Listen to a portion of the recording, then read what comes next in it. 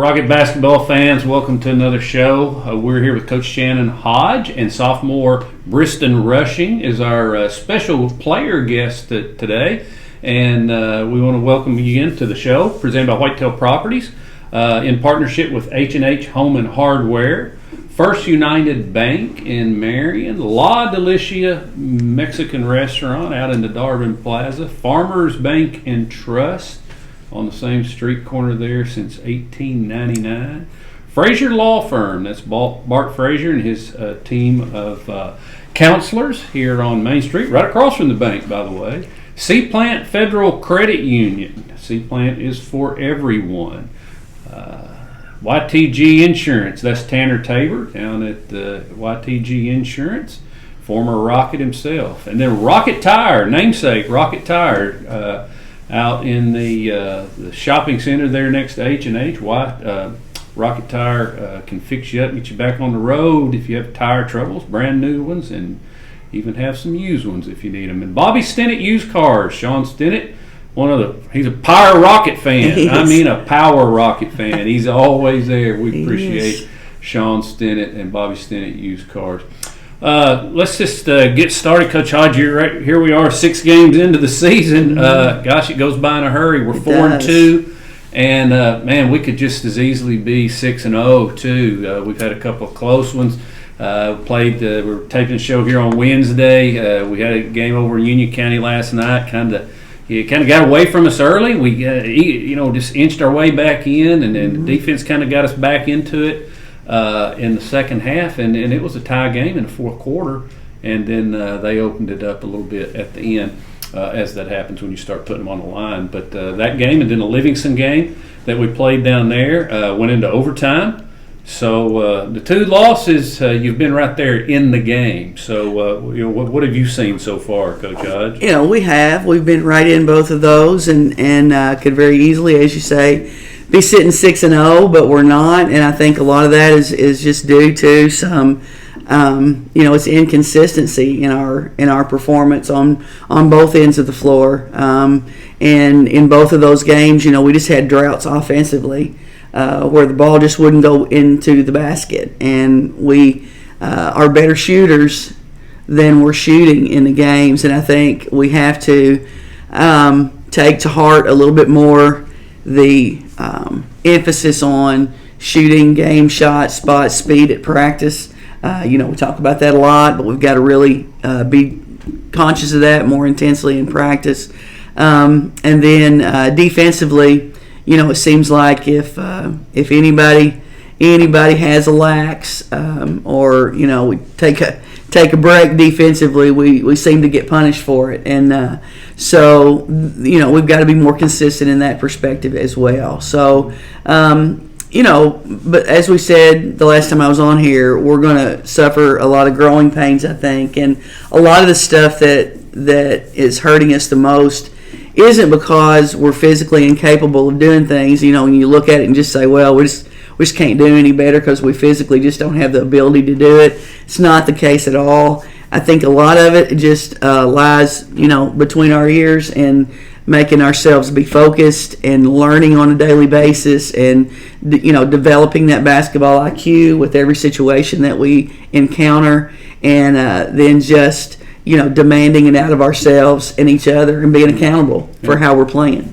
Yeah, and I guess we need to remind ourselves continually that these girls are sophomores. The good girl over last night, it was popping the threes on us, senior.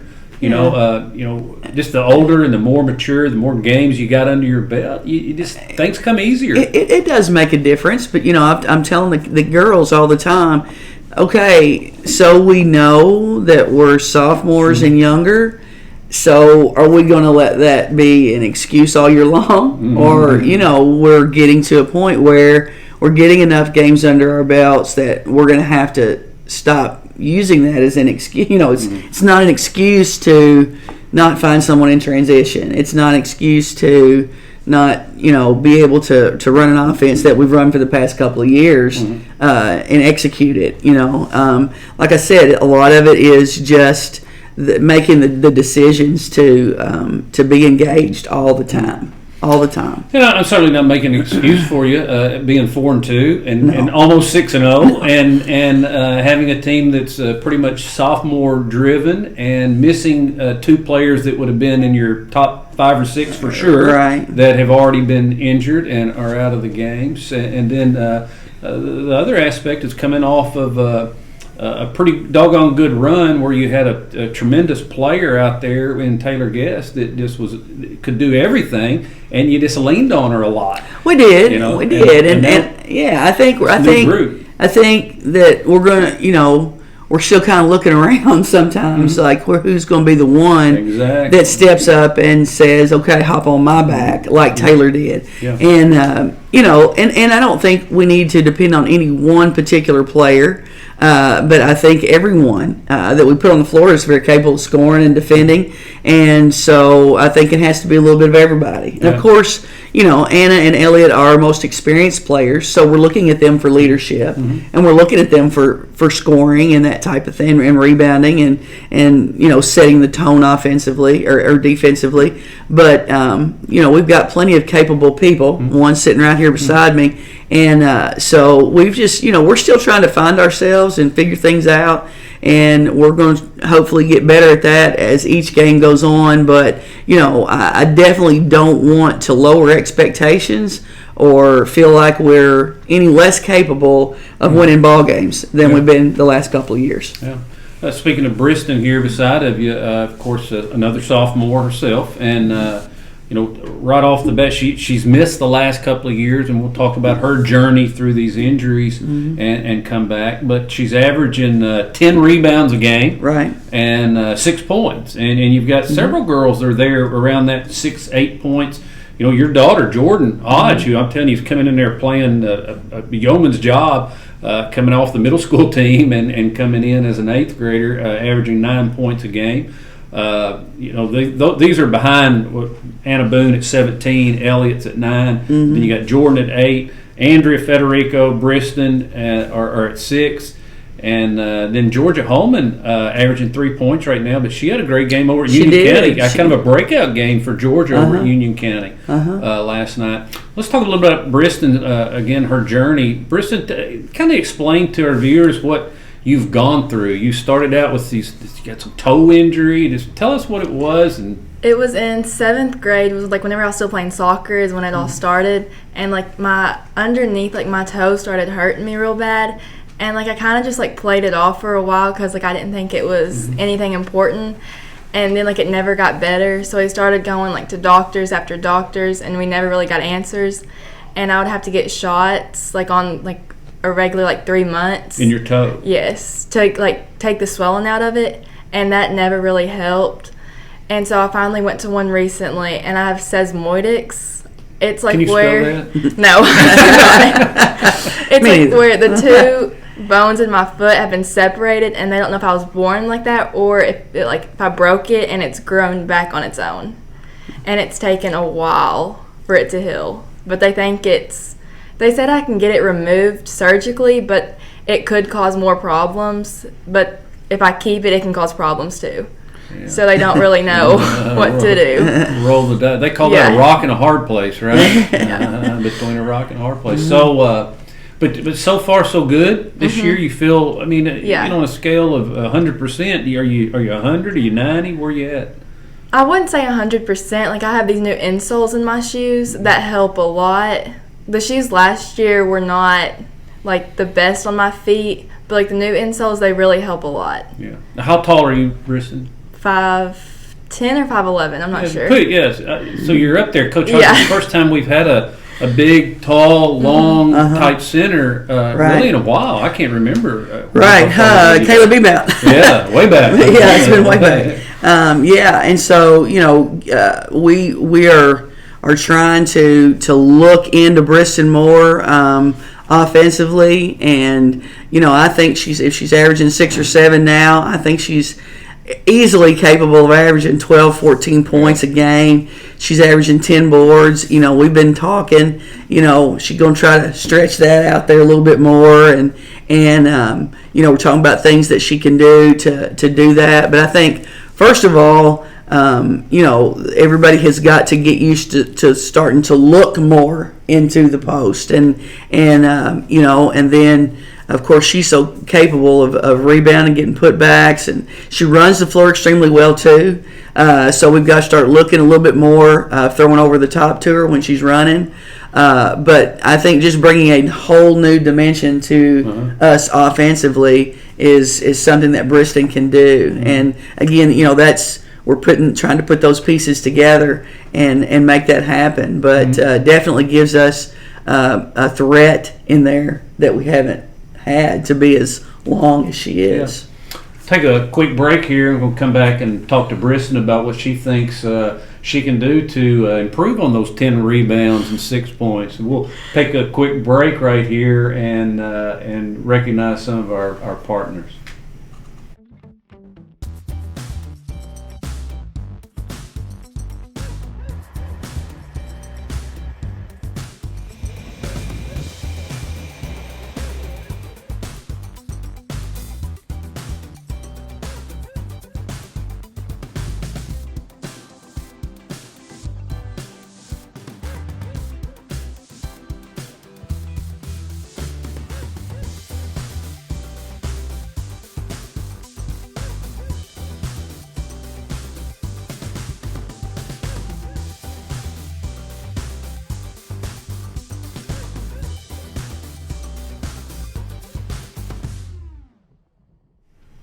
All right, we're back, and we will let Bristyn explain to us what she believes she can do to improve her game. Again, she's only started 6 games in her whole career, and we're wanting her to improve right now, right? That's right. So that's right. What are you doing in practice? You working on blocking that? You working on your moves around the basket, scoring? What are you working on? We scrimmage a lot at practice, and I think we need to play harder against each other, like in the post, to make each other better in what we do.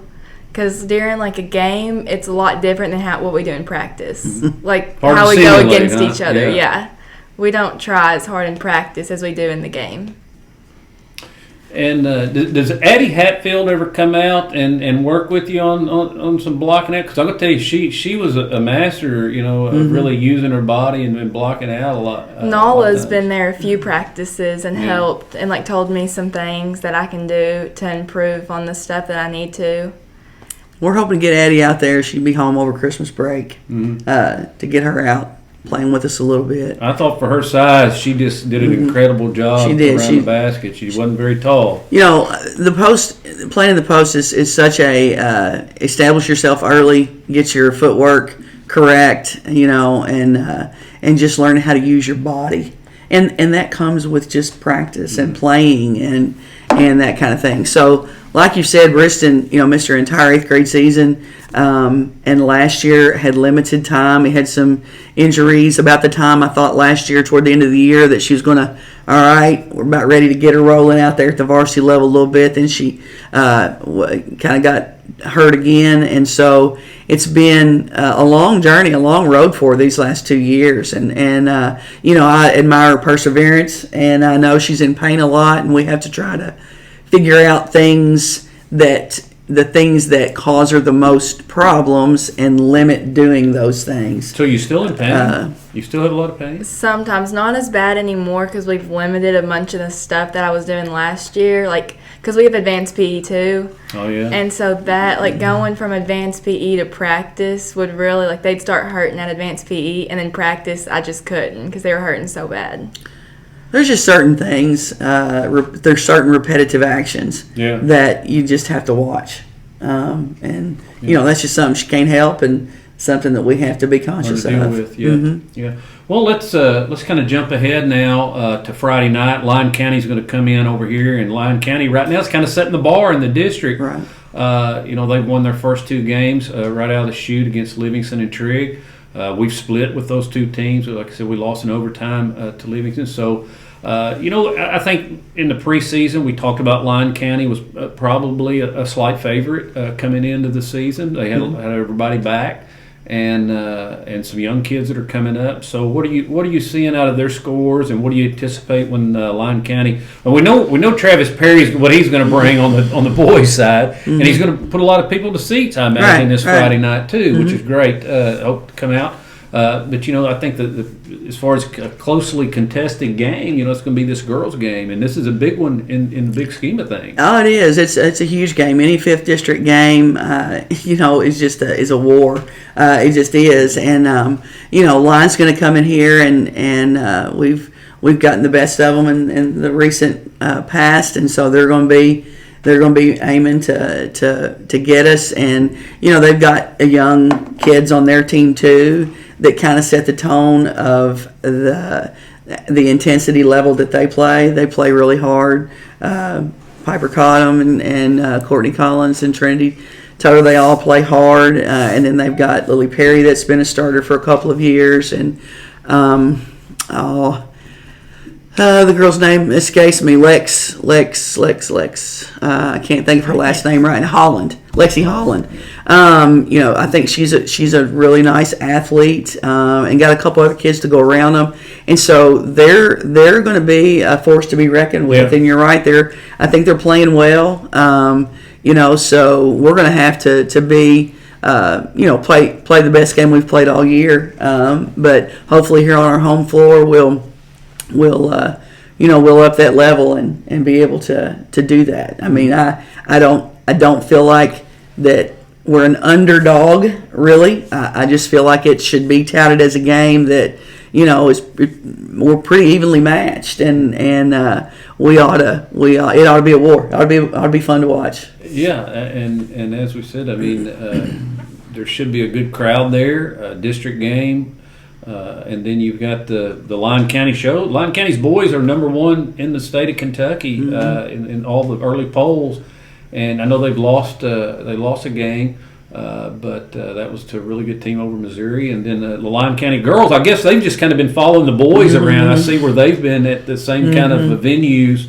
Not playing really close to home a lot. Lyons of girls have lost a couple of games, so they come into this game with a 4-2 record just like we do. Right. It's going to be quite a game. It is. It's going to be fun. Those are the kind of games that you live to play. You really do, and then it's fun to coach. So, and the atmosphere ought to be pretty electric this Friday night. So. Bristol, what's it like playing in these big district games at Rocket Arena when the stands are full? And I mean, do you look up in the stands, see mom and dad, and wave at them sometimes, or does it all just kind of blur and you're just? I'll see them sometimes, but it's more nerve-wracking. It's really nerve-wracking sometimes. Yeah. Yeah. But you like that feeling? I mean, that's got to be something that drives you. To perform, and all you girls. I mean, sophomores in high school and out there in front of I don't know how many hundred people show up for these games, but there's a good crowd over at Union County last night there for that game. And I just, of course, I'm a casual observer, I guess you might say, but I do have a vested interest, for multiple reasons. But it just seems like we just have not shot the ball like we're capable of. When these shots start falling, and they're going to, we're going to be a force to be reckoned with. I'm seeing some pretty good stuff because I don't know. I kind of make light of it sometimes. I say, we really look good until we shoot the ball. But in a way, that's true because we haven't shot what probably. I know you were giving me some numbers last night, 30%. Yeah, and a lot of it, and it. I make a practice schedule, and then the practice schedule after the first 15 minutes kind of goes to pot sometimes. Yeah. But, we try to get in a lot of shots in practice, but there's never enough time to get in shots. The amount of shots that you feel like you need. I feel like right now, we're trying so hard right now to go back and break down defensive drills. We're trying to run through offenses where that's becoming muscle memory a little bit. We're trying to to just break down some pieces of our offense to really work on those things. And practice time just goes by so fast. Yeah. And I wish we could spend more time shooting. And it's going to be up to the girls, and I think they're beginning to realize how every shot we shoot in practice has to be quality. It has to be game-like. Yeah. Because if you don't make yourself do that, that's kind of wasted time. And so we need those game-like shots in practice. And hopefully, here we're going to be off in a couple of days off from school. Maybe we can get in the gym a little bit more and get some more shots up and get our confidence back. I think right now it's a little bit of a confidence issue because we haven't shot it that well. I don't just thinking, of course, I have a little to do with softball and have with baseball, and I know we work on bunting drills a lot. And what we will do to create that chaos that comes with a game like chaos is have the kids bunting, somebody throwing them a ball, and then we're bouncing tennis balls all across them and around them and playing music loud and pointing at them, and it just creates a lot of chaos. And I'm sure you can do that in basketball. And you probably do to some degree. We try to make things as game-like as possible, but I don't think we go to that. We haven't gotten to that degree yet. Maybe I just haven't felt like we're ready for that degree yet. But we definitely need to be game speed for sure. And shooting is just an art. It is, and you have to shoot it a lot. How you keep score too. Yeah. And that's where you determine who wins and lost. Of course, everything plays into it. But we were talking about some numbers, like I said last night. And what do you aim to shoot? I remember Steve Newton back at Coach Murray State back in the day when I was writing for the Paducah Sun, and he had these points that he wanted, and they were on a board in his office. And after the game, we didn't shoot this, and I think it was somewhere around 48% or somewhere like that. I was going to say, if we can shoot in the mid-40s, I feel like, we've given ourselves a good chance to win every game you play. Free throw percentage, you want it up 75, 80%. And we didn't do that. And we have not shot that the last few games. One of the things we talk about is we want to get to the free throw line. We want to shoot more. We want to make more free throws than the other team shoots. Last night I think they reversed that on us about last night. Well, I don't think so. I think we did, and we typically get close to doing that, but we haven't been making as many, and I think a lot of that again at this point has just become a confidence thing. So the more we're able to shoot, the more confident we'll become, and that's something. That often I'll put free throws toward the end of practice because I want us to shoot them a little bit winded and to simulate in the game and that kind of thing. And sometimes we get short on time and we don't shoot as many as I plan for us to. And so that's on me. So we've got to get that done. Yeah, I just looked at 13.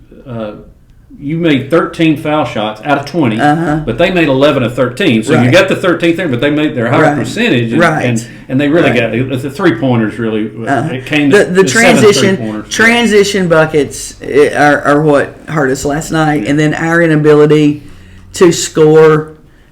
And they were shots that we're very capable of making, either right around the basket. Or from beyond the arc, but shots that we're very capable of making. And when it got down, I think we were down by 14, maybe or something in the second half. Maybe midway through the third quarter, we started pressing a little bit and kept cutting it.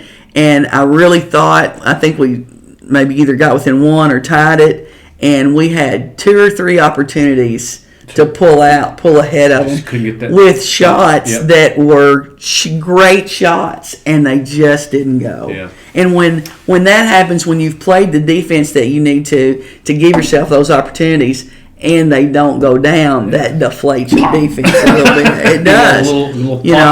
It stops it. But I'm real proud because again, we talk about our youth and things like that. We didn't lay down when we got down by 14. Yeah. We kicked it in and we cut it back and gave ourselves an opportunity to win at the end. So, things can. I'm like this team. I like the potential of this team, and I think that we're going to become a force to be reckoned with. Yeah. It's just going to take us a little time. Yeah, Bristyn, what do we have to do to get over this hump and go on a 6-game win streak?